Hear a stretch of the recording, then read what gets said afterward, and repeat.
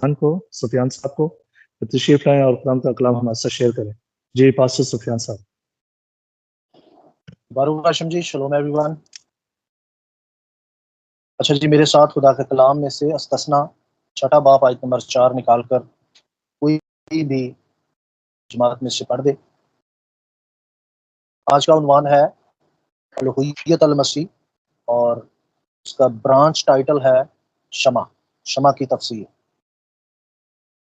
جی pastor جی، استثنا چھٹا باب. ہاں جی، استثنا چھٹا باب 4 ہے. 4 ہے. شروع کرتے ہیں. کلام میں آپ کا پڑھا سنا جانا. یوشوا المشیح کے عظیم جلالی بابر کے نام کے وسیلہ سے آمین. استثنا چھٹا باب اس کی 4 آیت خداوند کے پاک کلام میں یوں مرقوم ہے: سن اے اسرائیل، خداوند ہمارا خدا ایک ہی خداوند ہے. آمین. آمین. اچھا، اس کا اگلا حصہ بھی پڑھ دیں، آیت نمبر 5 بھی پڑھ دیں. تو سارے دل اور اپنی ساری جان اور اپنی ساری طاقت سے خداوند اپنے خدا سے محبت رکھ. آمین جی. آمین. یہاں پاک خدا کے کلام کے پڑھے اور سنے جانے پر اس کا فضل اور اس کی برکت. اچھا جی، بائبل مقدس کی جو بیس ہے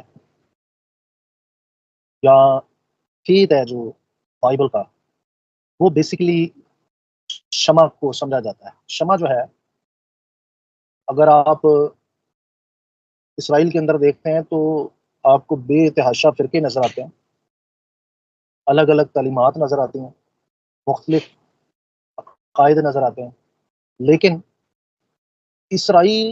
تمام اسرائیل یہاں پر آ کر ایک ہو جاتا ہے. یعنی یہ پوری بائبل کی سمجھنے بیس ہے، بنیاد ہے. جو تصور خدا ہے وہ یہیں سے نکلتا ہے. شمع اسرائیل یہوہ الوہینو یہوہ اخاد باروک ہاشم عبود ملخت لیولا. لہٰذا میں چاہوں گا کہ ہم اس کو تفصیلاً سیکھیں اور شمع کا جو ایک ایک لفظ ہے اس کی تشریح کریں، تاکہ پورے جو شمع کے الفاظ ہیں اس کی ہمیں سمجھ آ جائے کہ خدا نے کس تناظر میں ہمیں دیا ہے اور اس کو کس تناظر میں سمجھنا چاہیے. شمع کو لے کر بہت ساری غلط فہمیاں بھی خاص طور پر کرسچینٹی کے اندر پائی جاتی ہیں، اور جو عقائد کرسچینٹی نے شمع کو لے کر بنایا وہ پورے اسرائیل میں کہیں نہیں ملتے. یہ بھی آپ لوگوں نے ذہن میں رکھنا ہے. وہ مختلف عقائد ہیں. تو ہم آج اس کو ذرا بڑا ڈیٹیل میں جا کر دیکھیں گے، اس کے ایک ایک لفظ پر، عبرانی کے جو لفظ استعمال ہوئے اس کے اندر، وہ سارے ہم ایک ایک لفظ کو ہم دیکھیں گے، سیکھیں گے. فاروق بھائی آپ سے گزارش ہے کہ مائک کو اپنا بند کر لیں. فاروق بھائی اپنا مائک بند کر لیں پلیز.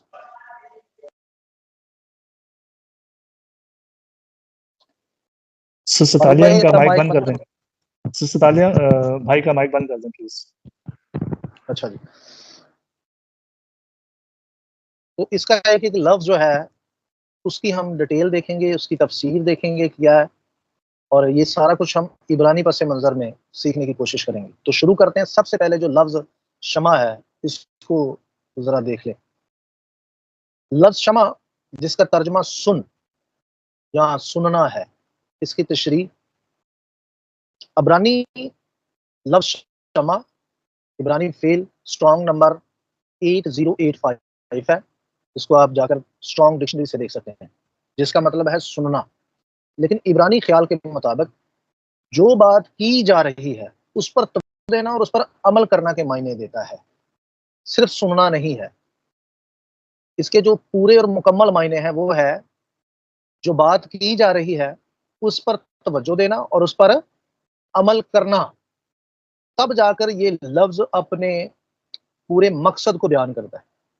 یعنی جب کسی کو یہ آپ کہتے ہیں نا جی میری بات سن یا میری سن، تو عبرانی میں یہ جو لفظ اس کے متبادل استعمال ہوتا ہے شمع، اس کا معنی صرف اور صرف یہ نہیں ہے کہ آپ کے کان تک آواز جائے، نہیں. اس کا معنی ہے سن کر توجہ دینا، اس پر غور کرنا، پھر اس کے بعد اس پر عمل کرنا، پھر جا کر اس لفظ کا مکمل مقصد پورا ہوتا ہے. جب اسرائیل خدا کی ہدایات کو سنتا ہے تو وہ ان پر عمل کرنے پر راضی ہوتے ہیں، اس کے الفاظ پر عمل کرتے ہیں. جب خدا مصر میں غلامی میں اسرائیل کی درخواستوں کو سنتا ہے، یعنی جب وہ خود بھی سنتا ہے اس کے سننے کا جو سٹائل ہے یا جو اس نے سننے کے بعد کیا، وہ دیکھیں وہ لفظ شمع کو کیسے لیتا ہے خود خدا. تو وہ ان کی سننے کے بعد ان کی درخواست کے مطابق عمل کرتا ہے، یعنی وہ اسرائیل کو بچاتا ہے. ٹھیک ہے نا جی. جب ہم بائبل میں پڑھتے ہیں نا کہ خدا نے کہا کہ میں نے تمہاری فریاد کو سنا اور میں نیچے اترا ہوں کہ تمہیں ملک مصر کی غلامی سے نکالوں، تو سننے سے مراد دراصل یہ ہے. تو اکثر لفظ سننا جو ہوتا ہے اس کو بڑا سادہ الفاظ میں لیا جاتا ہے یا اس کو عام معنوں میں لیا جاتا ہے، جبکہ عبرانی میں ایسا نہیں ہے. جب بائبل میں بھی آپ پڑھتے ہیں نا کہ جس کے کان ہو وہ سنے کہ روح کلیسیاؤں اسے کیا فرماتا ہے، اس کو لوگ رویا کے ساتھ جوڑ دیتے ہیں، اس کو لوگ صرف خدا کی بات سننے کے لیے جوڑ دیتے ہیں، یا اس کو کلام سننے کے لیے صرف جوڑ دیتے ہیں، جبکہ یہ ادھورے معنی ہیں. مکمل اس کے معنی ہے کہ جس کے کان ہوں وہ سنے کہ روح کلیسیاؤں سے کیا فرماتا ہے. اس کا مطلب ہے کہ جس کے کان ہوں وہ سن کر روح کی بات پر عمل کرے کہ روح کیا فرماتا ہے. یہ اس کے مکمل معنی ہے لفظ شمع کے، کہ سن اسرائیل یزرائیل، یہوہ تیرا خدا یہوہ ایک ہے، احاد. ٹھیک ہے جی. یعنی اسی پر عمل کرنا، تو کوئی دوسرے معبود کو نہ ماننا، کسی اور معبود کو اپنا معبود نہ بنانا، اس میں کوئی شرک نہ کرنا، یہ کہا جا رہا ہے. اور اسی پر عمل کرنے سے آپ شمع کے دائرے میں کھڑے ہو جاتے ہیں جب آپ اس پر عمل کرتے ہیں. لیکن جب آپ دیگر معبودوں کو اپنا خدا بنانا شروع کرتے ہیں، دیگر جو ہے معبودوں پر بھی ایمان رکھنا شروع کر دیتے ہیں، تو اس کا مطلب یہ ہوتا ہے کہ آپ شمع سے نکل چکے ہیں. ٹھیک ہے جی. صرف کسی چیز کو کان تک اپنی سماعت وہاں تک رکھنا، اس کو شمع نہیں کہتے. ٹھیک ہے جی. آگے بڑھتے ہیں. اگلا لفظ ہے اخاد. اچھا، کچھ لوگ اس کو پڑھتے ہیں اخاد. اخاد لفظ نہیں ہے، اخاد ہے. ٹھیک ہے جی. لفظ ہے اخاد. اس آیت میں لفظ اخاد واحد کا مطلب عام طور پر لیا جاتا ہے کہ صرف ایک خدا ہے. تاہم لفظ اخاد عبرانی نقطہ نظر سے صیغہ جمع ہے. اس کے لیے دیکھیں اسٹرانگ نمبر 259، جس کا مطلب ایک وحدت کے اندر اکائی ہو سکتا ہے. یہ آیت بتا رہی ہے کہ یہوہ اپنے ساتھ اتحاد میں ہے. اس کی ایک اچھی مثال دن کو بادل کا ستون اور رات کو آگ کا ستون ہے. بادل اور آگ متضاد ہیں. بادل اور آگ متضاد ہیں، یعنی ایک ٹھنڈک اور سایہ اور دوسرا حرارت اور روشنی ہے. پھر بھی وہ دن اور رات لوگوں کو بچانے کے لیے مل کر کام کرتے ہیں. یہوہ خدا اپنی صفات میں کثرت رکھتا ہے یا اس کے ظہور مختلف ہیں، اس لیے یہوہ خدا کو اخاد کہا جاتا ہے. لیکن یاد رہے کہ یہوہ خدا میں اشخاص کی کثرت نہیں ہے، جیسا کہ تعلیمات دی جاتی ہے کہ یہوہ 3 اشخاص میں تقسیم ہے، اس کے 3 اقنوم ہیں. تو خدا کی ذات میں اشخاص کی کثرت نہیں، پرسنالٹی کی کثرت نہیں، اقنوم کی کثرت نہیں ہے. اس میں صفات کی کثرت ہے، اس میں صفات کا اتحاد ہے. ٹھیک ہے جی. مثال کے طور پہ ہم نے 10 سفیرود سیکھے ہیں. فاروق ہاشم، یہوہ کو ہم نے 10 سفیرود کے ساتھ سمجھا ہے، اور آپ نے یہ سیکھا ہے کہ بے تحاشا صفات ہے اس کی. وہ ماں کے کریکٹر میں بھی آپ کو ملتا ہے، باپ کے کریکٹر میں بھی ملتا ہے، حکمت کے کریکٹر میں بھی ملتا ہے، وہ آپ کو قاضی کے کریکٹر میں بھی ملتا ہے، وہ آپ کو ہر طرح کے کریکٹر میں مل جاتا ہے. لیکن پھر بھی وہ اکیلا ہے، تنہا ہے. اس میں اشخاص کی کثرت نہیں، اس کی صفات میں کثرت ہے. سب سے بڑی جو بدعت سمجھی جاتی ہے یا سب سے بڑی جو بدعت آپ تصور کر سکتے ہیں وہ یہ ہے کہ جب آپ خدا کے متعلق کوئی ایسے عقائد بناتے ہیں جو بائبل کے نہیں ہیں، تو جب وہ آپ خدا پر تھوپتے ہیں تو آپ نے ڈائریکٹلی خدا کی ذات کو ٹارگٹ کیا ہے. تو سب سے بڑی بدعت وہ ہوتی ہے جب آپ خدا کی ذات کو ٹارگٹ کرتے ہیں. سو لہذا خدا کی جو ذات میں اشخاص کی کثرت ہے یہ ہرگز بھی نہیں، اور نہ ہی یہ ماننا چاہیے کہ خدا میں اشخاص کی کثرت ہے. ایسا ہرگز بھی نہیں ہے. خدا واحد ہے، اخاد ہے. بے شک اخاد لفظ جو ہے یہ صیغہ جمع ہے، لیکن یہ آپ کو یہ نہیں بتا رہا کہ اس کے اندر اشخاص کی کثرت ہے. یہ آپ کو یہ بتا رہا ہے کہ یہوہ میں صفات کی کثرت ہے. یہوہ اکائی میں کام کرتا ہے. اس کی مختلف اس کے کریکٹر ہیں، وہ اپنے کریکٹر میں رہ کر کام کرتا ہے، اپنی صفات میں رہ کر کام کرتا ہے. اس میں کثرت نہیں اشخاص کی. اشخاص کی کثرت ماننا بہت بڑی اور بہت ہی بڑی بدعت ہے، اس سے اپنے آپ کو ہمیشہ ہمیں بچا کے رکھنا چاہیے بارو ہاشم۔ اور کبھی میں آپ کو بتاؤں گا کہ اشخاص کی کثرت کون کون سی بت پرست قومیں اپنے دیوتاؤں میں مانتی تھیں۔ آپ مصری عقائد پڑھ لیں جو اپنے دیوتاؤں کے لیے وہ مانتے تھے، وہ بھی اپنے دیوتاؤں میں 3 خداؤں کا تصور مانتے تھے۔ اس کے بعد بیبلون گاڈز آپ پڑھیں، میتھا پڑھیں، آپ میتھا کی بکیں پڑھیں، آپ تقریباً تمام بت پرستوں کی بکیں جب آپ پڑھتے ہیں تو ان میں 3 خداؤں کا آپ کو تصور ملتا ہے، ایک ہی خدا کے اندر 3 اشخاص کی کثرت کا تصور ان میں ملتا ہے۔ یہ بائبل کا کانسیپٹ نہیں ہے۔ بائبل کا کانسیپٹ یہ ہے کہ یہوہ پاک خدا خود ظہور لے کر اترتا ہے یا ملتا ہے، ٹھیک ہے جی۔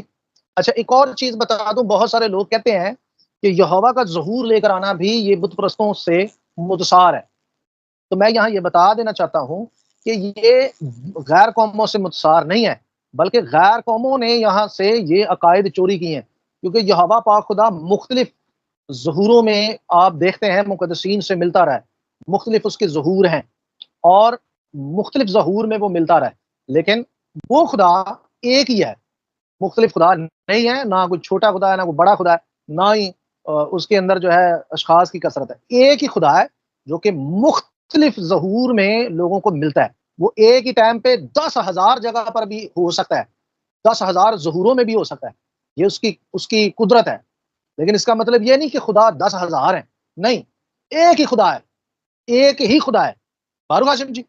تو لہٰذا جب آپ جو شمع ہے یہ جب آپ کہیں اس پر بات کرتے ہیں تو اکثر لوگ خدا کے اندر کثرت بیان کرنے کے لیے ہمیں یہ کہتے ہیں کہ دیکھیں یہاں لفظ جو اخاد ہے یہ اپنے اندر کثرت رکھتا ہے، یہ صیغہ جمع میں ہے۔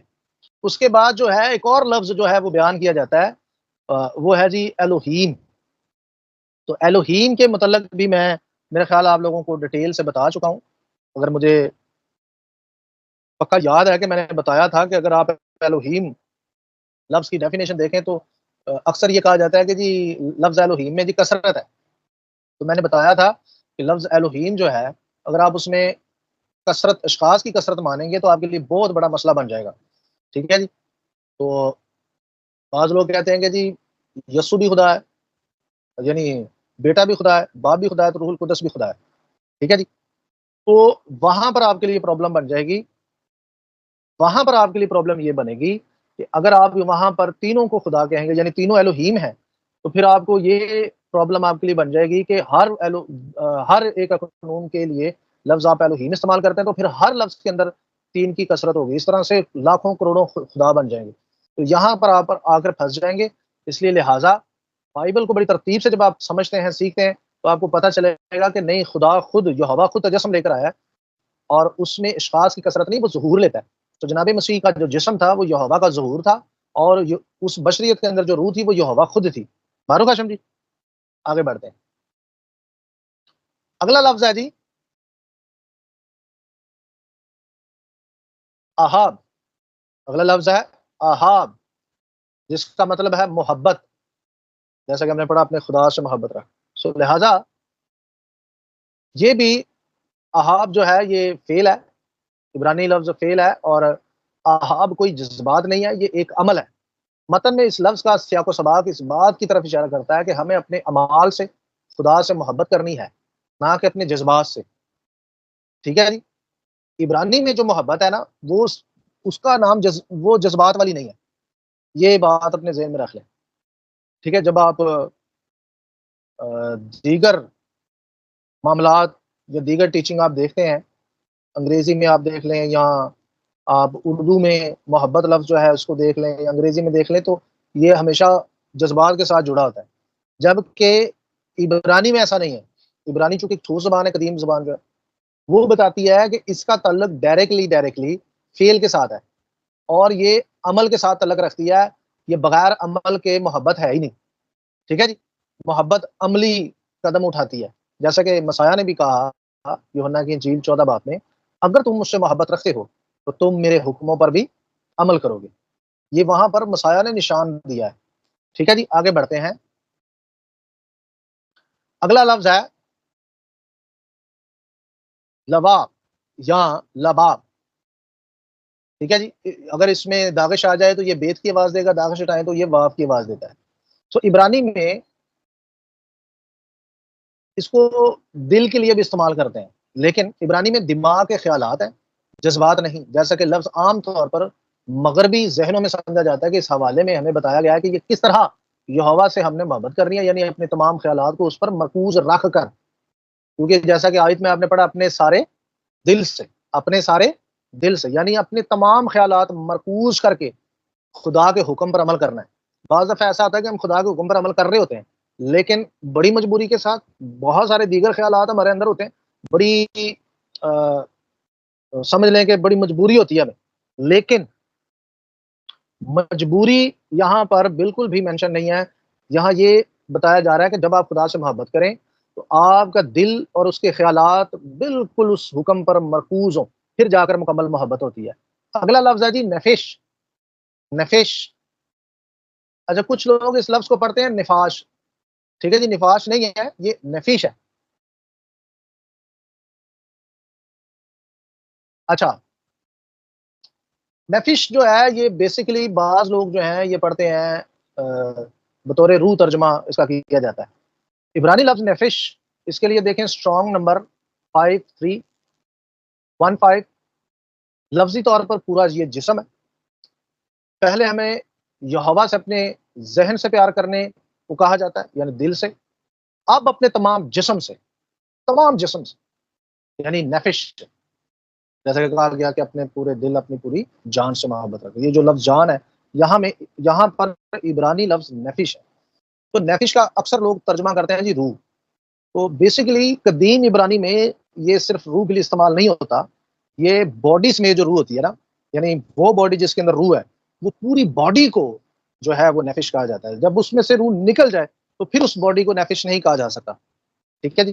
میں اس پر ایک پی ڈی ایف بھی لکھ چکا ہوں کہ عبرانی میں روح کے لیے 5 لفظ استعمال ہوئے ہیں، جیسے کہ نشامہ، نفش، رواح، ٹھیک ہے جی، خیا، یسود. یہ 5 الفاظ عبرانی میں روح کے لیے استعمال ہوئے ہیں. اور جیسا کہ مسیح نے کہا میں اپنی روح تیرے ہاتھوں میں دیتا ہوں. تو اگر آپ روح پر اگر آپ کی تحقیق اچھی ہے تو آپ کو یہ بھی پتہ چل جائے گا کہ صلیب پر مسیح نے یہ کیا کہا تھا. اکثر لوگ سوال کرتے ہیں کہ جی اگر یہوشوا میں یہوہ کی روح تھی تو پھر وہ اپنی روح کس یہوہ کو دے رہا تھا، یعنی یہوہ کو وہ کس یہوہ کی طرف جو ہے وہ کس یہوہ کو کہہ رہا تھا کہ جی یہ میری روح لے لے. تو جب آپ روح کی ڈیفینیشن سمجھ جاتے تو آپ کو پتہ چل جاتا ہے کہ وہاں پر مسیح کس روح کی بات کر رہا تھا.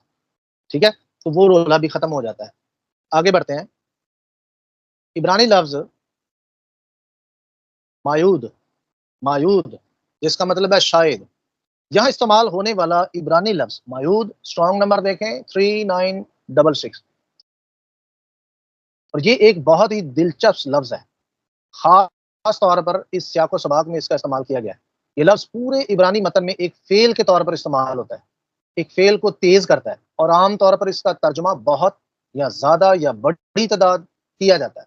یہ واحد موقع ہے جب یہ لفظ بطور اسم ظاہر ہوتا ہے اور اس کا بہترین ترجمہ زیادہ کے طور پر کیا جاتا ہے. ٹھیک ہے جی. اور کثرت کا یہ خیال پچھلے 2 طریقوں سے پھیل رہا ہے. جو ہم یہوہ سے محبت کرتے ہیں، پہلے اپنے دماغ سے، پھر اپنے جسم سے، اور اب ہمارے پاس موجودہ ہر چیز سے. مایود کا مطلب ہے کہ ہر وہ چیز جو تمہارے پاس ہے بہتات کے ساتھ خدا سے پیار کرو. ٹھیک ہے جی. یعنی میں اگر آپ کے سامنے اس آیت کو درست ترجمے کے ساتھ پڑھوں تو اس کا ترجمہ اب کچھ یوں ہے. ٹھیک ہے جی، ذرا سن لیں غور سے.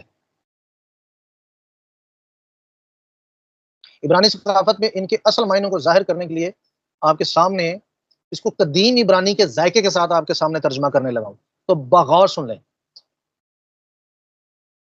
اسرائیل، احتیاط سے توجہ دو اور عمل سے جواب دو. ٹھیک ہے جی، ترجمہ کر رہا ہوں. ٹھیک ہے.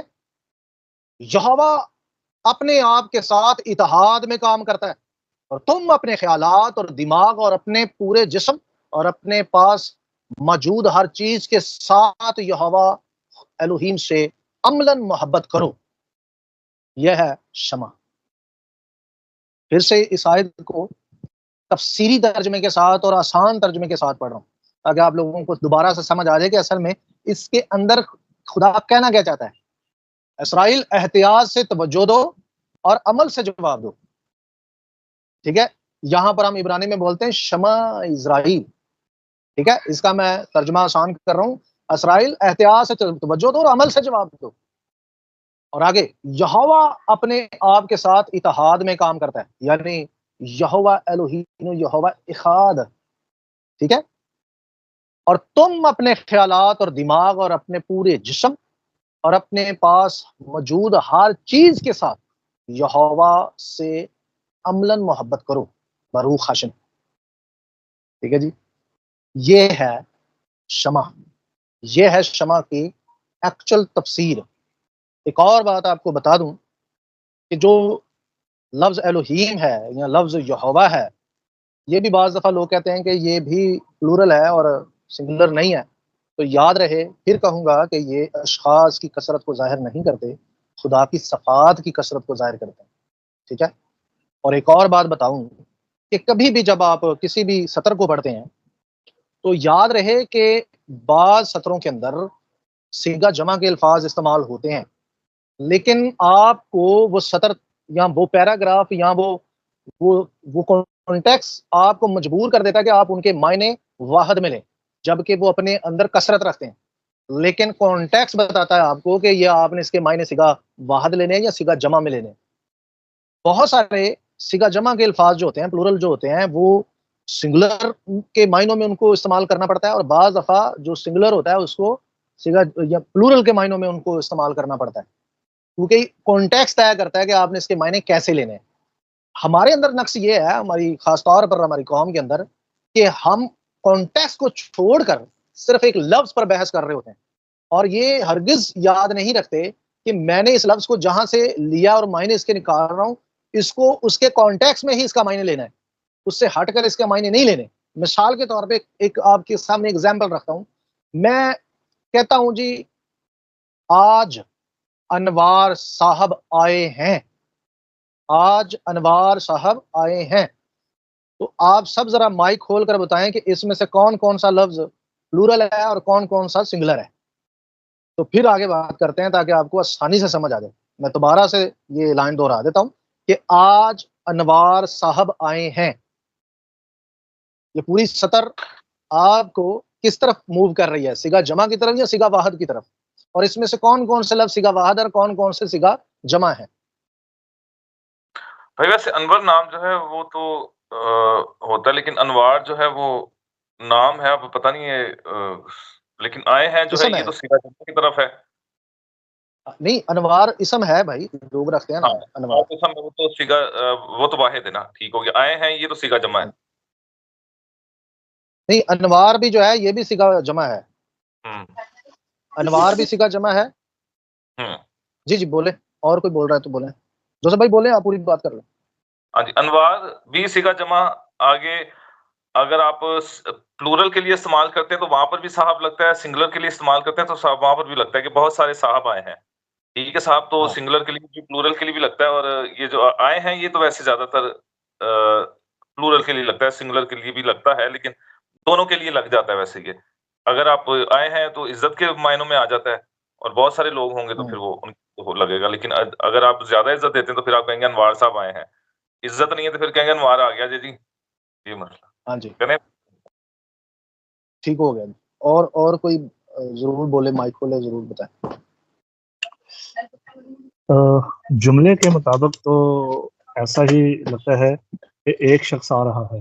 ٹھیک ہے, اور یہ جو اردو زبان ہے, یہ رسپیکٹ کے دور میں اینڈ کے رسپیکٹ کے دائرے میں جب ہیں آتا ہے نا, تو وہ رسپیکٹ کے دائرے میں بھی استعمال ہوتا ہے, اور ہیں جو لفظ ہے نا وہ جمع کے دائرے میں بھی آتا ہے. اگر انوار جو لفظ ہو, اگر انوار صیغہ جمع ہے نا, تو اس کے آگے صاحبان بھی ہونا چاہیے. یہ صاحب لکھا ہے, انوار صاحب, اس کا مطلب ہے یہ صیغہ واحد ہی ہے. جی جی بالکل, پوری سطر جو ہے وہ صیغہ واحد کو بیان کر رہی ہے. ٹھیک ہے, بالکل صحیح کہہ رہے ہیں آپ. میری بہنیں بھی ہیں ادھر, وہ بھی اس پر ضرور بات کریں تاکہ ہم سمجھ سکیں کہ جب آپ شمع کو پڑھتے ہیں تو آپ کو پتہ ہونا چاہیے, کیونکہ شمع کو لے کر جو ہماری جو مسیحیت ہے اس کے اندر بہت زیادہ غلط خیالات پائے جاتے ہیں. اور اس سے ٹیچنگ دی جاتی ہے کہ یہ دیکھیں اس کے اندر کثرت پائی جاتی ہے. اور عبرانی کا جو قدیم کلچر ہے اس کو بالکل اس پر نظر نہیں دی جاتی، یا اس کو استعمال کرنے کے جو اصول ہیں اس کو نہیں دیکھا جاتا. جی سسٹر تالیہ کچھ کہنا چاہ رہی تھی. نہیں بھائی، میں یہی کہنا چاہ رہی تھی کہ جو بردر جوزف نے بھی کہا اور بردر وکٹر نے بھی کہا وہ ٹھیک کہہ رہے تھے، بالکل اسی طرح ہی ہے. اور ویسے میری اپنی گرامر اتنی اچھی نہیں ہے، ہو جائے گی اچھی. اچھا ٹھیک ہے. چلیں سسٹر ارم جو ہیں وہ میرا خیال ہے کہ رستے میں ہے کہیں، اگر وہ بول سکتی ہیں تو ضرور بولیں، اگر نہیں تو وہ ہمیں ایک ہی جملے میں بتا دیں کہ میں بزی ہوں. جی بھائی جی میری آواز آ رہی ہے آپ لوگوں کو؟ جی آ رہی ہے. چلیں ٹھیک ہو گیا. اچھا جی بات یہ ہے، یہ جنید صاحب آئے ہیں کوئی؟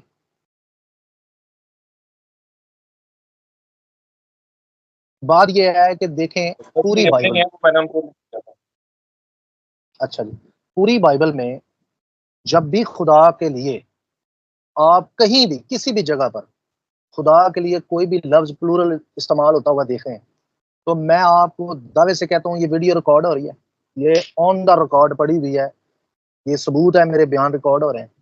یہ میرا دعویٰ ہے کبھی بھی کانٹیکس یہ نہیں کہتا کہ خدا کے اندر کثرت ہے اشخاص کی.